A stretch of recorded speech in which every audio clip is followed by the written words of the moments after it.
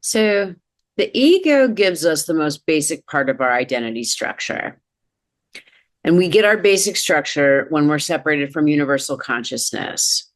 So picture universal consciousness like an ocean, right? And we're like a tiny drop of water within the ocean.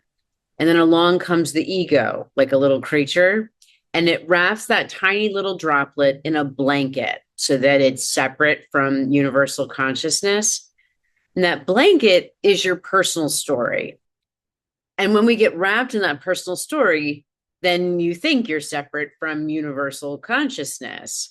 And that's the birth of you. And the ego is the part of us that does that for us. So go ego, right? But the ego isn't much more than basic animal instinct. It's mostly just a structure, like with some working parts. So it uses you, like in your story, for its identity. So the ego is entirely dependent upon you and your personal story for its sense of itself. So it really cares about your story. And the way that it works is that it uses your personal story like to compare you to others so that it has some sense of how it's doing.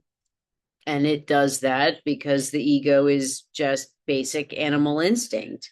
And so it's focused on survival and competition. And it uses whatever it has at its disposal. And what it has at its disposal is your personal story.